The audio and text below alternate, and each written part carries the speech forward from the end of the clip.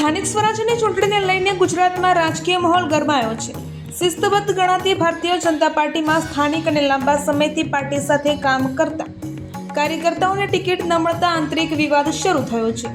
સુરતમાં ભાજપ દ્વારા ઉમેદવારોની યાદી જાહેર કરવાની સાથે જ પશ્ચિમ વિસ્તારમાં એટલે કે વોર્ડ નંબર 10માં અસંતોષનો જ્વાળામુખી ફાટી નીકળ્યો છે। ઉમેદવારોની પસંદગીમાં પક્ષપાત અને સ્થાનિકોની અવગણનાના આક્ષેપો સાથે 300થી વધુ લોકો ભાજપના મધ્યસ્થ કાર્યાલય પર ધસી ગયા હતા।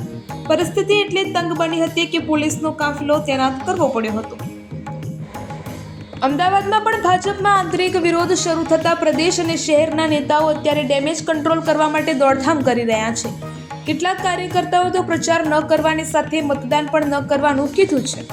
ટિકિટ આપી તેને અમે 5 વર્ષમાં ક્યારેય જોયા નથી। સુરતના અડાજણ ગામ પાલ અને ફાઠા ગામના રહીશોએ એકત્રિત થઈને ભાજપ હાઈકમાન્ડના નિર્ણય સામે રાત્રિના મોરચો માંડ્યો હતો। વિરોધ કરી રહેલા કાર્યકરો અને સ્થાનિકોનો મુખ્ય આક્ષેપ છે કે વર્ષોથી ભાજપ માટે પરસેવો પાડનારા સ્થાનિક ઉમેદવારોને બાકાત રાખીને બહારના અથવા અજાણ્યા ચહેરાઓને ટિકિટ આપવામાં આવી રહી છે।